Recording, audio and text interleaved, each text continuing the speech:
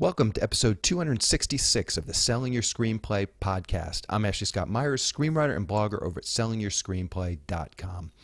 Today I'm interviewing writer, director, and podcaster over at indiefilmhustle.com, Alex Ferrari. We talk about some of the new stuff he's working on, which includes a new book, a new streaming platform for indie filmmakers, and of course his latest feature film that he wrote and directed. I interviewed Alex before on the podcast in episode number 210, so if you haven't checked that out, I will link to it in the show notes, and you can listen to that after you've listened to today's interview. So stay tuned for another interview with Alex Ferrari. If you find this episode valuable, please help me out by giving me a review in iTunes or leaving a comment on YouTube or retweeting the podcast on Twitter or liking or sharing it on Facebook. These social media shares really do help spread word about the podcast, so they're very much appreciated.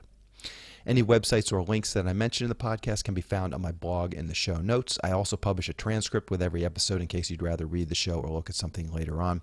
You can find all the podcast show notes at www.sellingyourscreenplay.com/podcast, and then just look for episode number 266. If you want my free guide, How to Sell a Screenplay in 5 Weeks, you can pick that up by going to sellingyourscreenplay.com/guide. It's completely free. You just put in your email address, and I'll send you a new lesson once per week for 5 weeks, along with a bunch of bonus lessons. I teach the whole process of how to sell your screenplay in that guide. I'll teach you how to write a professional logline and query letter, and how to find agents, managers, and producers who are looking for material. Really is everything you need to know to sell your screenplay. Just go to sellingyourscreenplay.com/guide. Quick few words about what I'm working on my feature film, The Pinch, which is the crime thriller feature film which I recently finished up on.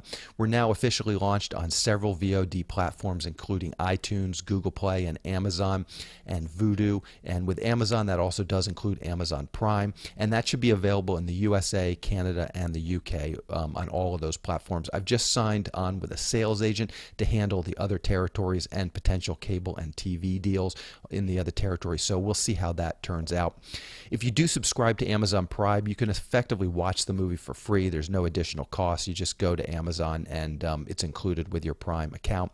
If you do watch the movie, please do take a minute and give me a review. It's especially important in Amazon in Amazon Prime to get those reviews. It just helps get the film listed in more places and kind of gets it into their algorithm so it recommends it to other people. So I want to really thank everybody. I know a lot of people from the podcast have gone on and written nice reviews, so thank you to the people that have done that. And again, if you do have Amazon Prime and you have a minute to leave me a review, it would be very much appreciated. Also, I am selling the film directly from my website at sellingyourscreenplay.com/thepinch, and you can add on. You can buy the film from the website, but you can also add on the 3-hour webinar I did, The Making of the Pinch, and I cover every aspect of how I made this film, writing the low-budget screenplay, raising the money, pre-production, production, post-production. I talk about not only how I raised the money, but how I spent the money, and I go into some real specifics, so you'll kind of know roughly how much I spent on each one of these different pieces in producing this film. I put quite a bit of time into preparing this webinar, so if you're thinking about making your own micro-budget film, I think this would be very educational for you. And again, that's at sellingyourscreenplay.com/thepinch. This week, I'm going to be working on more deliverables. As I mentioned, I just signed on with a new sales agent. He's taking the film to the Berlin film market, and then he'll be, pushing it out. He's got his own list of deliverables. There's a bunch of just technical things that change once you're outside of North America. And I will spare you the details of that, but the frames per second changes. You just need slightly different technical versions, different versions of the film and just different formats for places outside of the U.S. and Canada. So those have to be created, and they're not hard to create. They just take a bit of time, but essentially all the video file is in my editor's computer in Adobe Premiere, and then basically he just, figures out what the settings are and then just starts exporting the different versions. It just takes a long time. It's a high resolution movie, and so it can take hours and hours for the computer to actually output it, but it's not a lot of labor intensive work where the editor or myself or somebody is actually sitting there doing a lot of stuff. So anyways, I got to work on that this week and next week, just kind of get all those deliverables for him, and then hopefully he'll start to have some sales over the next couple of months. In terms of my other projects, my intention now is to try and get my next film off the ground. ground. Pretty much that's what I'm working on now, more than doing any spec writing or anything like that. And really the first step is getting the funding in place. So that's kind of where I'm starting. Right now, I've got a draft of the script, which I'm happy with. So I'm going to send that off to a producer friend of mine. We're going to do a budget and a schedule. And that's really the first step to raising the money. I've been talking to some of my potential investors over the last few months, kind of talking the project up, but they're asking sort of the obvious questions. Well, when are you shooting? What does the schedule look like? What does the actual budget look like? So that's sort of the first step. Obviously, anybody that's going to sink money into a project like this, more than anything, they just want to know that you kind of know what you're doing. You know, it's really, you can say, oh, we're going to spend this much money and here's roughly how we're going to spend it. But once we present an actual budget and a schedule, we have some actual dates that we're planning on shooting on these actual dates, the whole thing becomes a lot more real. And so, as I said, I've had these potential investors I've been talking to. Things seem to be going along. They seem to have some interest in investing in this, but now it's really time to just, make it or not make it, and invest or not invest. But I need these assets. I need the budget. I need the schedule. I need to have an actual shoot date. We need to kind of get the project to that next step. So that's what I'm working on. It'll take a week or two. It'll take probably a week to do the budget and schedule, and then and it'll probably take another week before we can actually meet and go over it and stuff. So it'll be a few weeks here as we work on the budget and schedule. But then I'll be going out to the investors and kind of seeing what they are. What their real intention is. Much like The Pinch, I realize this is going to be a low budget film. There is, so I'm just going to take my time on it, just like I did with The Pinch. There's that old filmmaking adage, good, fast, cheap. You can have two of them, but not three of them. If you want it to be good and fast, it's not going to be cheap. If you want it to be, good and cheap, it's not going to be fast. So that's what you have to play with. If you want it to be, fast and cheap, it ain't going to be good. So you have to kind of decide what two of those three things you're going to concentrate on. And as I said, I want it to be good. Obviously, it has to be cheap because there's not a big budget for this. So what does that mean? It means it can't be fast. So that's what I did with The Pinch. I did take my time, and I think I did make it as good as I possibly could given my constraints. And that's what I'm going to do with this one. This one will be a much bigger budgeted film, but still in the scheme of things, a low budget film. And so I just want to take my time and just make it as good as possible, and really be careful with each one of these steps so that we know, all the investors, all the people that are involved know that we're making the best decisions throughout that. Again, even if it's at the cost of spending some extra time, I don't mind doing that. So that's kind of our plan. And as I said, after the first step is get the budget scheduled, then we're going to go out to these investors, and we're trying to raise enough money with this one to actually bring on some name cast, some actors that maybe you've heard of, maybe those sort of B-level guys. And they're the same sorts of actors that are on these films that I'm interviewing the filmmakers on that are coming through my podcast. Those sorts of levels. We're not talking about Tom Cruise or anything like that, but these B guys, we're going to try and get a couple of names in the film just to give it a little bit more clout, and that's really, from talking to the distributors, that's been one of the biggest things that people keep coming back to with The Pinch, is there's no name cast. You really need, on a low budget film, you really need some of this name cast. It just gives it sort of an air of realness. It actually seems like a real project. It actually seems some legitimacy to it, and that's what the distributors really can sell ultimately. So that's kind of the position I want to try and get in with this film. Anyway, that's the plan. We'll see how it goes. But that is the main thing that I'm working on for the next couple of weeks and probably months. So now let's get into the main segment. Today I'm interviewing writer, director, and podcaster over at IndieFilmHustle.com, Alex Ferrari. Here is the interview. Welcome back, Alex, to the Selling Your Screenplay podcast. I really appreciate you coming on the show with me today. Thanks, man. Thanks for having me again. I appreciate it. So you were on the podcast a little over a year ago in episode number 210, and I will refer people back to that. We kind of covered some of your origin story. We're not going to repeat that stuff now. Today we're going to dig into some of your newer projects. So maybe to start out, you can kind of just tell us what's been going on with you. I know you have a new book out. Maybe we can start there and kind of dig into that, talk about that a little bit, what inspired you to write it, and what's it all about.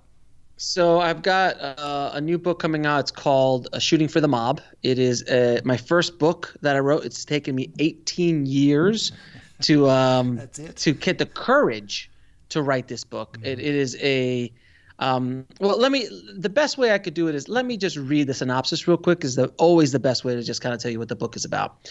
A bipolar gangster, a naive young film director, and Batman. What could go wrong? Alex Ferrari is a first-time film director who just got hired to direct a $20 million feature film. The only problem is that the film is about Jimmy, an egomaniacal gangster who wants the film to be about his life in the mob.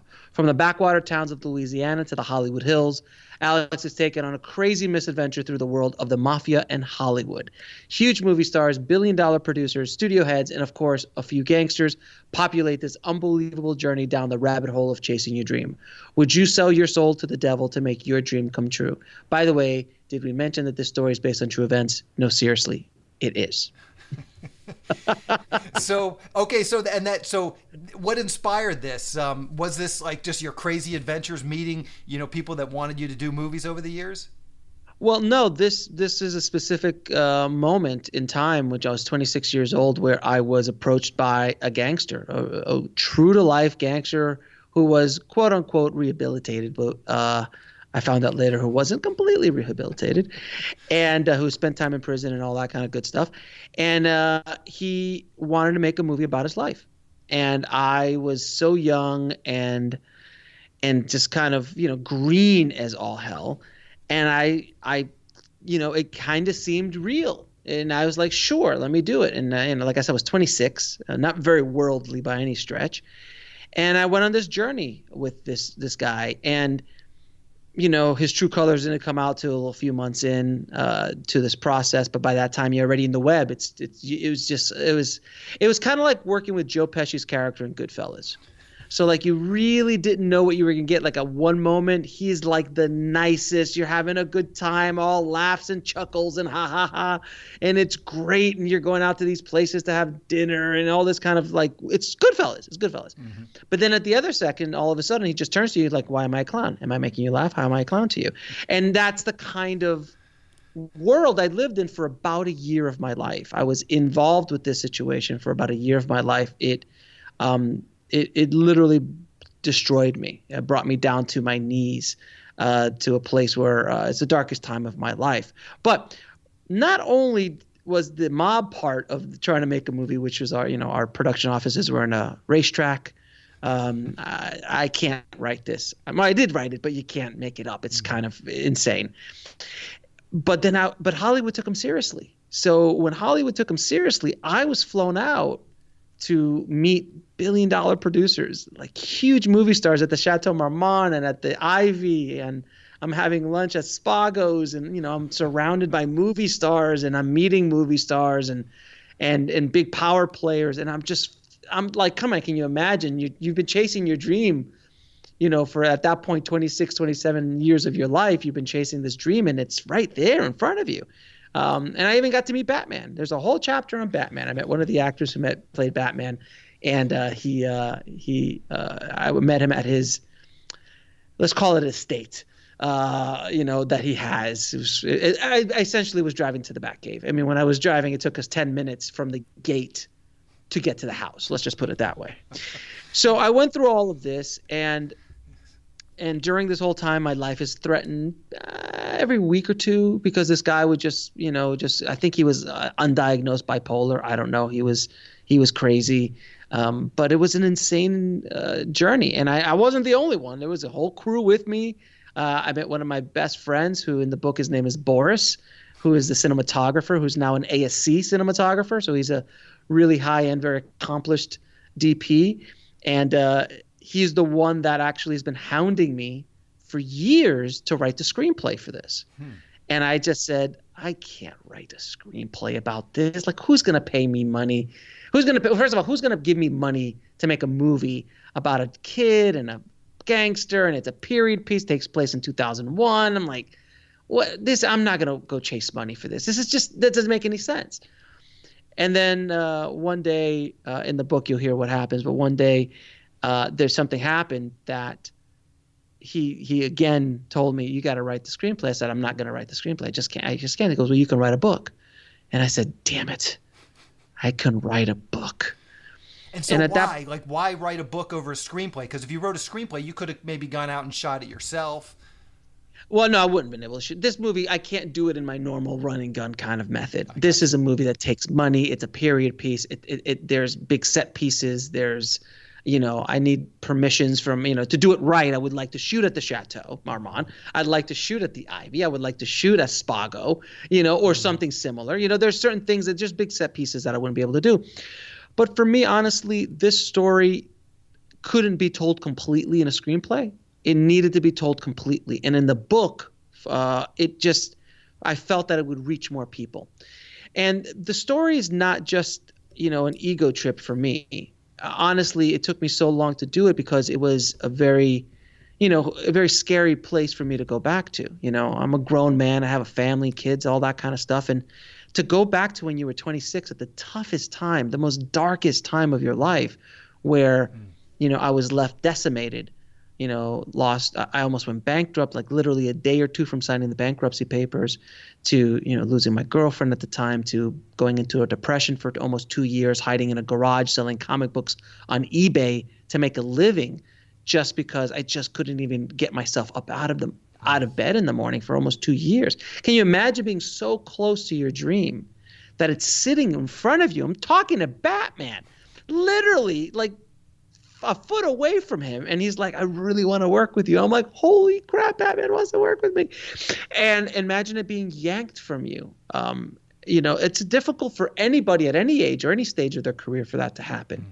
But to happen at the beginning of it, it will crucify most. It would decimate most people to the point where they wouldn't come back.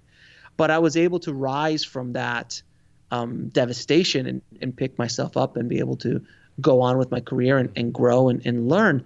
But this book this story was a weight around me that I didn't even know I was carrying.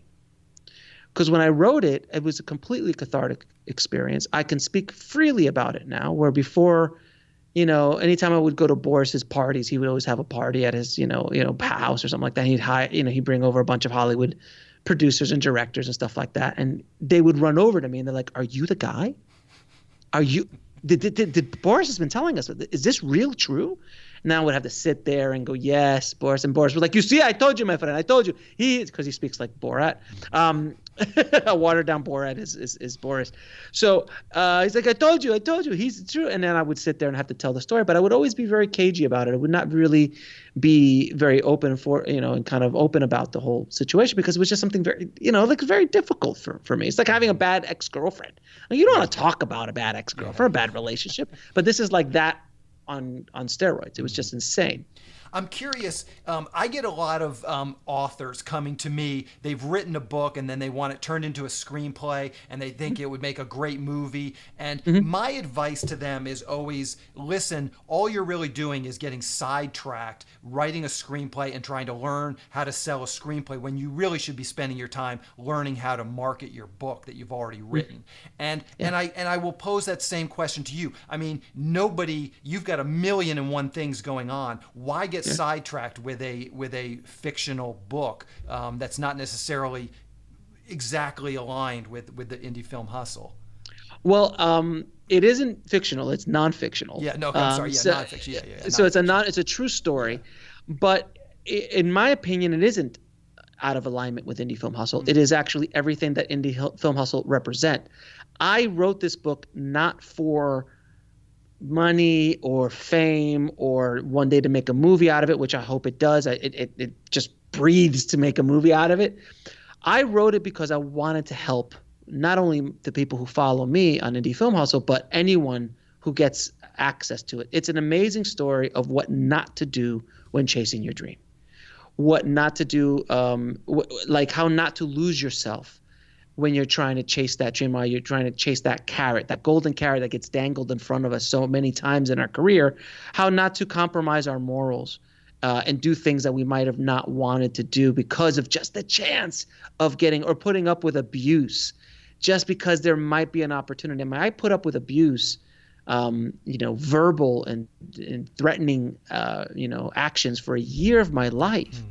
I was a nervous wreck. I think I even got an ulcer out of this because I was just such a defeated, beaten man at that time.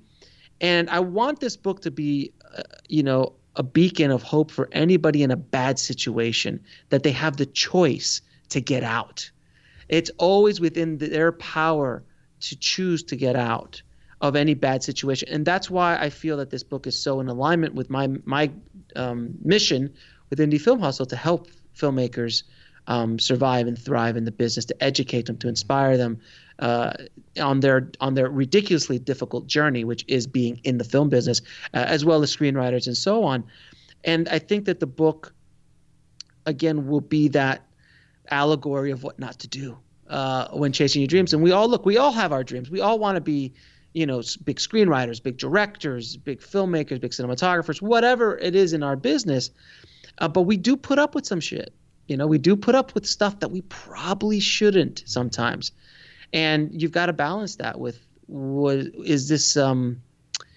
is this opportunity worth me losing who I am? Now, this book is obviously an extreme version of that, and not many people are going to go through this, I hope. Yeah. Though funnily enough, I've actually, since I've released this information, I've had a lot of filmmakers come up, I almost made a movie with a mobster too. I'm like, wow, apparently there's a lot. I mean, I don't think they get as far as what we do in this film. What's funny is I did have a guy. Yeah, I had a guy, and he was in witness protection. It's the same thing, I get these emails, and he lived in Studio City or something, and he wanted to meet. And honestly, I started to Google him, and I was afraid to even meet with the guy for exactly the reasons you're talking about.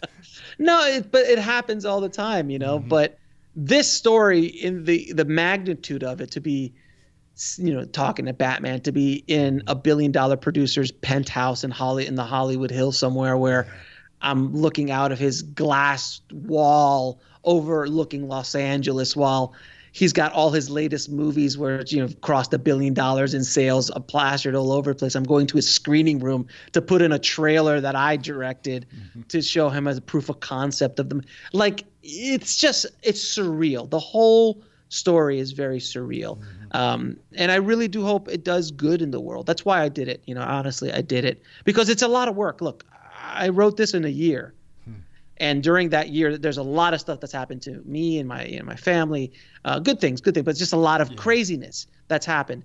And for me to throw this on my plate, and now with all the other stuff that I have going on in my life, to now put my energies in trying to market this, to get it out there, to do a signing tour, to do press for it, to get it out there.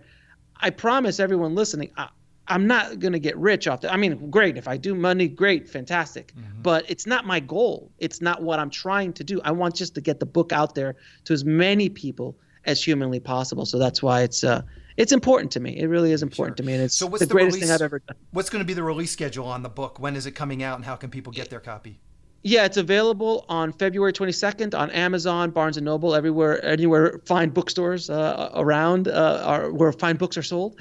And I'll be doing a small tour around the United States, doing book signings, talks, workshops, things like that, which if they go to shootingforthemob.com, I will be having all the events and where we'll be and all that kind of stuff on there, and just kind of just trying to get the book out there. So right now there's plans on Nashville for sure, possibly Louisville, as well as New York City, obviously throughout the Los Angeles area, San Francisco, possibly San Diego and Vegas and all these kind of places, Austin as well. So I really want to travel as much as I can with this book and get this book out to as many people as possible. Perfect. So let's talk about one of your other projects, IFH.TV. Maybe you can tell us about that. What's that all about, and how can people learn more about that? So Indie Film Hustle TV is the world's first streaming service dedicated to filmmakers, screenwriters, and content creators. I wanted to create a Netflix meets masterclass for filmmakers and screenwriters, really.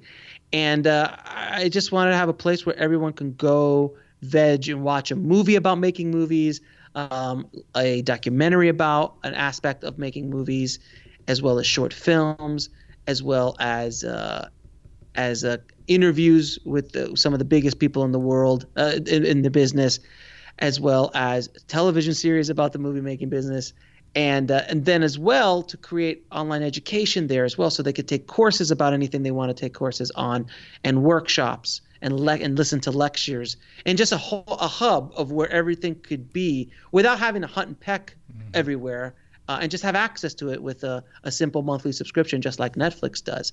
And it's doing very well. We launched in November, and it's growing every day. It's growing more and more, and the word is starting to get out on it. And I'm happy. I'm super happy with it and where it's going. And again, it's just an extension. I think it's the natural evolution for Indie Film Hustle and what I do with the Indie Film Hustle brand, and getting it out there. Just again, I just want to create more opportunities, more places where people can consume the content that I create that hopefully can help them on their filmmaking or screenwriting journey. Yeah. What are some highlights? Maybe you can highlight, a fiction film, and maybe you can highlight some of the educational resources that are in there. One of the documentaries we have is called Dream on Spec, which is a great documentary about screenwriters trying to make it in Hollywood. And in between the stories that they are covering, they interview like Nora Ephron and Sheldon Turner and these huge screenwriters. And it's a great documentary on screenwriting. We also have the Director Series, which has 4.5 hours of interviews with Martin Scorsese, Steven Spielberg, Francis Ford Coppola, James Cameron, Tim Burton, Spike Lee, and the list goes on and on and on about every aspect of their process. And that is an amazing series as well. For any cinematographers listening, we have the legendary Kodak cinematography series, masterclass series, which teaches you everything you need to know about cinematography. And then as far as we also have in there, we also have not only filmmaking films, but we also have 2 categories right now called the Art House Cinema, which has a Sundance winner called Obsoletia that just was put on last month. And we have a few other big ones coming up in the coming months as well, where I kind of spotlight art house films that might have not gotten a lot of attention or haven't been seen in a while and should get attention. And then, of course, I created the Indie Film Hustle TV Drive-In Cinema, which is where I put my grindhouse stuff, where I put all my crazy films, things that are just super fun for people to listen to and watch. And then as far as educational stuff, I mean, we have The Dialogue, which is a 27-episode series, 1.5 hour long each episode series, where they're interviewing the biggest screenwriters in Hollywood on their process, on everything. It's beautifully shot. We've got 4 seasons up right now. We got 2 more seasons we release weekly, so they'll be coming out over the next couple months. And just a ton of workshops for screenwriting, from Linda Seeger's stuff to Jim Maruno to John Truby. It's a ton of just obscene amounts of content on there. It's a great service, if I do say so myself. And it sounds awesome. Yeah, I mean, it's again, I'm doing it as a fan. I want this. I want to have a place where I can just kind of go and veg. Hey, if yoga people have channels, why can't we? Exactly. I want to have a place where I could just go and chill about watching films about filmmakers. And also, I'm the first to do it. There is nobody else in the world that does this. It is international, so it's available to anybody in the world that has an internet connection, so they can watch it online. If they have access to Apple or Google or any of the other app formats, they can download it there. Roku as well, and it's available at indiefilmhustle.tv is where it is. So perfect. Well, I will link to that in the show notes as well. Let's talk briefly about your latest film that you're working on, as if you don't have enough going on the corner of ego and desire. Maybe you can just tell us quickly. I'm just always curious to kind of get your production. I'd like to dig in a little bit to the production of this, just so people kind of know what you sort of a guerrilla style filmmaking really looks like. So maybe to start out, maybe just tell us what this film is all about. Well, guerrilla is a great example. This is as guerrilla as it gets. I always like being the first to do things, apparently. So as they say, the first one through the wall is generally the bloodiest. So not only IFH TV and all the other stuff I do, but with this, we actually shot a movie at the Sundance Film Festival. So we are the first narrative feature film ever shot at the Sundance Film Festival while the Sundance Film Festival is going on. This was shot in 2018. And the film is basically, this is Spinal Tap for independent filmmakers. I wanted to create kind of like almost a satire of what we as independent filmmakers go through.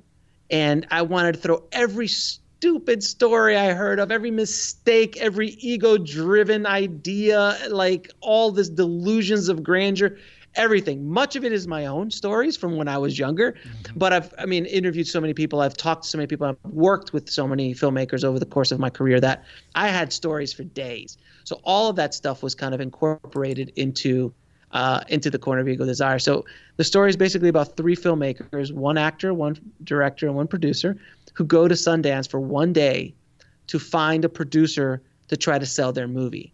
And the movie and I noticed there's no screenwriter in that equation. Well, no, I didn't have the screenwriter show up. I only had so many people. There's so many people. I think no. The writers are there. The producer and the actor were the writers as well. Okay. But then, of course, the director thinks that she wrote it. Yeah. So there's a whole conversation about that, about taking credit for the movie and who really came up with the idea. God knows we've never seen that happen before. And I also made the female the director, which I've never seen in any movie about making movies, a female director. So I wanted to kind of also do that as well, because I thought it was in time. And the stuff that comes out of her mouth, it is so pompous, so ridiculous. Like I would feed her lines while we were doing them, tell them that you just watched Yojimbo on Laserdisc Criterion Collection with the commentary track. Just say that. It's so pompous. And she would say, and she's like, what's a Laserdisc? I'm like, you millennial, you're driving me nuts. And they were so millennial. It's not even funny. I love my cast, but every 5 minutes they were on their phones. But anyway, I have pictures of it. It's great. But anyway, so we just went through. We literally shot the whole movie in 4 days. We shot it with the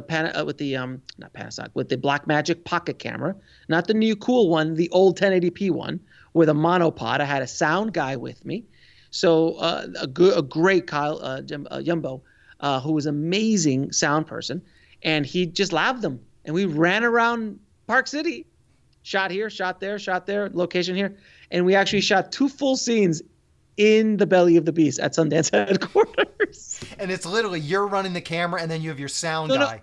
No, I had a DP. This time I had a DP show up, which is a good buddy of mine, Austin Nordell, who was my cinematographer and camera guy on this. Boris? No, Boris is a different cinematographer. Gotcha. So Boris is a different cinematographer. Austin is Austin. Okay. And we just ran around and we used a scriptment. So it was a very detailed outline. But with a film like this, it's almost impossible to do it on a traditional screenplay. I had a very clear idea of where I wanted to go, and I had to lay out the whole story. And we worked on things while we were there, and I kind of just ran with it. It was so far out there. I was literally out there without a net, which is one of the best places to be creatively, especially when you're doing something on such a low budget. That I loved it. I loved the experience, and everybody that was with me came along for the ride, and it was a ride. And this is the pitch I gave everybody who wanted to get them to come out to Sundance. I go, look, I don't know if this movie's going to be any good. I don't know what's going to happen with it. All I can promise you is that at the end of this, you will have a story that you'll be able to tell 20 years from now that time that I shot that movie at Sundance.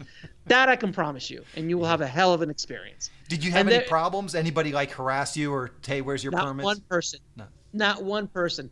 Because my theory was that if you're at Sundance, everybody's running around with cameras. There's press everywhere. So if you kept a low enough profile, no one's going to think that you're going to shoot a feature film at the Sundance Film. That's insane. And I would meet people on Main Street, just people I know from the business. Like you and I ran into each other in AFM. Like I would just run into people and be like, what are you doing? I'm like, oh, I'm shooting a movie. And the look on their faces, it's just brilliant because they couldn't comprehend it. And then 3 weeks after Sundance, I have a trailer up and the people are like, what? Like, how fast did you get this thing done? I'm like, I got it done pretty fast. We shot in 4 days. We did the numbers. It was 36 hours. 36 hours of actual running around producing time. Because I was also shooting a show for Indie Film Hustle TV. So I was doing interviews. So the movie was like a side hustle almost. It was insane. Wow. It was absolute insanity. But I loved it. And I have to tell you the movie inside the movie, so because it's just such a brilliant pitch. If I do say so myself. Please. So no one ever sees the movie that the three filmmakers are hunting this poor producer down to see. But we hear the trailer, and the pitch that they do it's Shape of Water meets E.T. with Transformers drizzled on top. And it was shot in black and white, mostly slow-mo because we want a Truffaut vibe, but we really want to get into the Criterion Collection. See, now this is the pitch. So I wanted to kind of mix it all in there, and and she's talking about Truffaut and the French New Wave, but it's like really about an alien robot who falls in love with a young boy, and there's sex involved. So it's kind of like Shape of Water meets E.T., but it's like this whole thing. And then you hear grinding and like weird pompous music in the background. It's just because people are asking me like, why didn't you show them? I'm like, I could never ever create an image than what I could put in your head and the sounds. And I just put the sounds and like, oh, it's brilliant. I loved it. It's one of my favorite. It's my favorite thing I've ever directed. It's my favorite film I've ever done. I love the film because it's it's so much of me in that. Like there's scenes where, our main character's walking down Main Street in the middle of the night. Sure. And it looks like we bought Main Street for the night because there's nobody around and all the lights are on and we just control. It was like a backlot for me. It was insane. We're freezing our asses off, but it was insane. And I remember in 2006, I'll never forget it. At 1:00 in the morning, I'm coming home from a party. I'm by myself walking on Main Street, and it's very similar. Nobody's around, and I'm contemplating my entire existence of why I'm doing this. Why am I a filmmaker? Why am I not where I want to be? All this kind of stuff. And I was like, I have to put that in the script. I got to put that in the script in the movie. So obviously the one we shot was much prettier than my personal one, but the idea is there. But yeah, it's a great little movie. We're hopefully going to release it sometime this summer. We're in negotiations right now with a distributor to get a theatrical, a small theatrical. As well as, we're looking for international and so on and so forth. So we'll see. We'll see where it goes, but I'm really happy with it. So what's your long-term goal with making these sort of guerrilla films? Do you have some sort of idea of where this is going to lead or just an idea of getting stuff out there? What is sort of your goal with these? For me at this stage in my career, I'm happy to make things that are important to me. And I'm not chasing any dragon. I'm not chasing any big golden carrot anymore, which is what I used to do, which stopped me for years from making anything because I kept like, oh, what am I going to do? How people are going to like, I just said, screw it. I'm just going to do what I want to do. That's important to me. And if you keep the budgets low enough, then you could do whatever you want. Honestly, you can experiment. Like, look, on the Corner of Eagle's Eye did not cost $1 million. Like when you have that kind of budget on your head, you've got to be a little bit more fiscally responsible. But when the budget's as low as mine was, which is fairly low, I don't want to say what it is, but it's fairly low, under 25 million. Slightly. It's slightly under 25 million. But you can experiment and you can do things. And if you fail, you fail. And if you don't, you don't. But you at least get out there and get to practice, have fun, enjoy yourself, and express yourself as an artist. And that's kind of where I am with these. My first film, This Is Meg, was shot on a budget of around $5,000. And it was sold to Hulu. I sold it internationally. It's still available. It's of course on IFH TV now, and that was a little movie I made in 8 days, just to kind of prove to myself that I can make make a movie, and it's done very well financially. I'm not rich off of it, but it's definitely paid itself back and then some, and I'm still making money off of it. So I think the business plan for films like this, if you're going to try to create a business plan around making these kind of micro budget features, you've got to do, yes, it has to be volume. You've got to knock out 5-6 of these a year. One every 2 months is probably a good goal, and just kind of like just bust them out, at a 3, 5, 8 grand each kind of vibe. Whether you crowdfund, like if someone gives you 50 grand to go make a movie, break that up into 4 or 5 movies. You're going to have a better shot at recouping your investment because you're diversifying your portfolio, if I may be so business to say. But yeah, you're diversifying your portfolio of films. So then if one hits, it takes the others with it. There's just a lot of things. You're not rolling your dice on one thing. Yeah. So these kind of films, like I could have last year made 3 or 4 more of these. Like there was talks of like, we just keep going.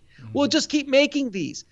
But my my focus has to change because I'm running a business. Indie Film Hustle is now my full-time gig. So as I'm building the company up and trying to create more and more valuable content for my followers and for people part of my my IFH tribe, I wanted to create different kind of content. I will direct again. I don't know anytime soon, probably not within this year. My focus is going to be the book for this year. But I hope the next movie I direct will be will be shooting for the mob. I think that would be insane if someone shows up like, look, I'll give you $3 million. I'm like, perfect. Let's go make this movie. And then it'll be the most meta movie ever made. Because to me, and I have a fairly deep reservoir of film history in my head and watched many films in my career. I've never heard of a movie that the director and the cinematographer are both behind the camera directing their counterparts in front of the camera about a story about their lives. I've never ever seen that. I think we might break the space-time continuum when that happens, but I'm game to give it a shot. And again, I'm just trying to get it out. I hope if we do make a movie, I hope it helps people. I hope it inspires people. So for these $3,000, $5,000, $8,000 movies you're talking about, suppose someone comes into this, they want to do one, but they don't have your background in sort of the technical aspects of film, because you can do the editing and the color and you can just, and that's how you can keep these budgets under the $8,000, because you're doing a lot of the work. Yes. So maybe you can talk about that. What's your recommendation if someone doesn't have that background in film production? What are their options, and what do you recommend?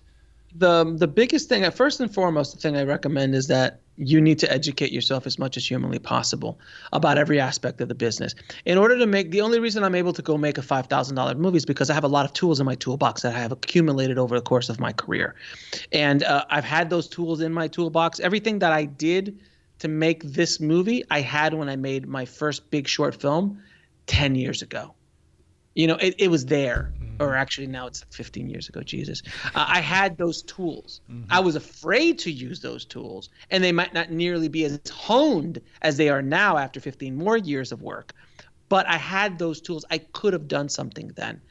So my first piece of advice is anyone trying to do these kind of low budget, learn as much as you can about every aspect of the process. Because the more you can do yourself, the more profitable these films will come. So then it becomes sweat equity. That being said, there are things that you should try to find partners with, and you can partner with them. Look, you don't have to make all the money yourself. You don't have to be hoarding it all. Split it up. Get partners. If you have a cinematographer who has a camera that you like and you like his work or her work, partner with them. Go, look, let's go make 2 or 3 of these things. You and I are going to be partners on it. Let's rock and roll and see where you can, what's your pool of people that you can bring. I'll bring my pool of people in, and let's see if we can make something happen and try to keep that crew down to no more than 4 or 5 people, period. Actors are always game to work. Pay them something minimal, pay them SAG minimum, which is $1.25, I think, a day.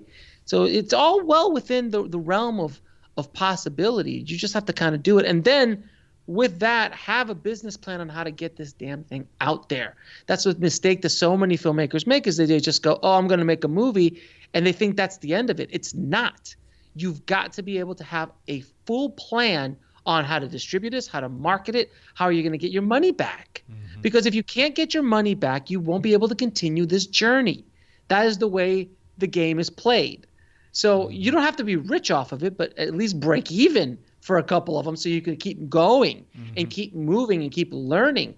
And that's the key. I mean, if I was going to do this kind of business model, if someone gave me 20 or 30 grand to go make a movie, I would honestly make 2 or 3 movies and break it apart and do it over the course of 6 months, shooting them, and then start editing them back to back, and then start releasing them back to back. And do it that way. So like first half of the year, we shoot. Second half of the year, we do post.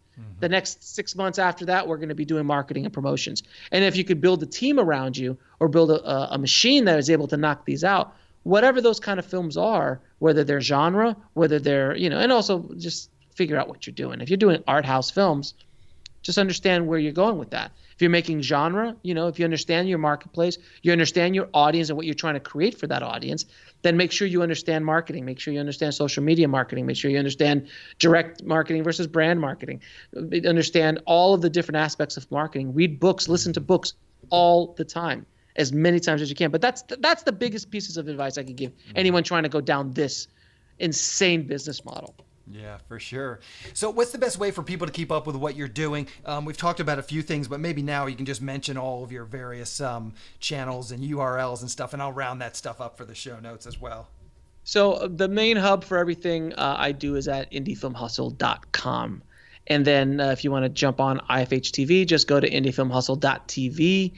We are available on all the social media platforms. We have a robust YouTube channel going on as well at Indie Film Hustle. I think just Indie Film Hustle TV, I think, but YouTube. Or you can go to indiefilmhustle.tv/YouTube and it'll go there.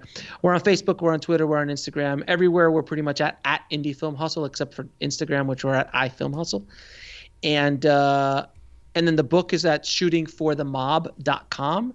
And of course, you can go pre-order it now on Amazon. It would be amazing if you guys did. I want to make the bestseller list on Amazon first, and then we'll worry about the other big boys. But it's not as hard as people think to get that bestsellers list thing on Amazon. So I want to try to do that as much. And again, at the end of the day, I just want to get this thing out there. I want to get it out to as many people as possible. And I think that I might be forgetting something, but that'll do. That'll do. Give us something to work with for a while until next year when you're back on. And the one other thing I forgot to tell. Yeah, of course I can't forget because we're on a screenwriting podcast. I have a screenwriting podcast. It's called the Bulletproof Screenplay Podcast, which is dedicated to screenwriters. And you can go to bulletproofscreenplay.com. And there you can sign up for to listen as well. I interview all sorts of people, screenwriters, book, consultants, gurus, and so on about screenwriting. So yeah, of course, I can't believe I forgot about that. Yes, I have another podcast about screenwriting specifically, and you can get stuff there as well. So, well, perfect, Alex. I really appreciate you coming on and talking with me today. This is another fascinating interview, and I wish you luck with all of your future projects. Thank you, brother. I appreciate it, man. You too. Thank you. A quick plug for the SYS Screenwriting Analysis Service. It's a really economical way to get a high-quality professional evaluation on your screenplay. When you buy our 3-pack, you get evaluations at just $67 per script for feature films and just $55 for teleplays. All the readers have professional experience reading for studios, production companies, contests, and agencies. You can read a short bio on each reader on our website, and you can pick the reader who you think is the best fit for your script. Turnaround time is usually just a few days, but rarely more than a week.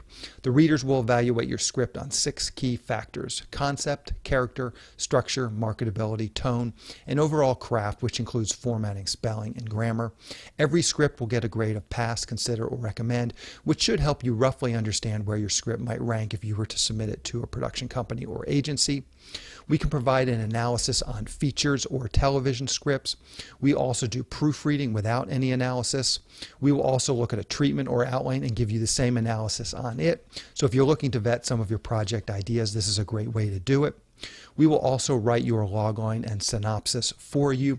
You can add this logline and synopsis writing service to an analysis, or you can simply purchase this service as a standalone product. As a bonus, if your screenplay gets a recommend or a consider from one of our readers, you get to list the screenplay in the SYS Select database, which is a database for producers to find screenplays and a big part of our SYS Select program. Producers are in the database searching for material on a daily basis, so it's another great way to get your material in front of them. As a further bonus, if your script gets a recommend from one of our readers, your screenplay will get included in our monthly Best Of newsletter. Each month we send out a newsletter that highlights the best screenplays that have come through our script analysis service. This is a monthly newsletter that goes out to our list of over 400 producers who are actively looking for material. So again, this is another great way to get your material out there. So if you want a professional evaluation of your screenplay at a very reasonable price, check out www.sellingyourscreenplay.com/consultants. Again, that's sellingyourscreenplay.com/consultants. On the next episode of the podcast, I'm going to be interviewing Melissa Miller Costanzo, who just did a film called All These Small Moments. She has a background working on set in the art department, so she's been in the business for years, and she describes how she was able to use that experience to get into a position where she is now writing and directing a feature film. So keep an eye out for that episode next week. Anyway, that's the show. Thank you for listening.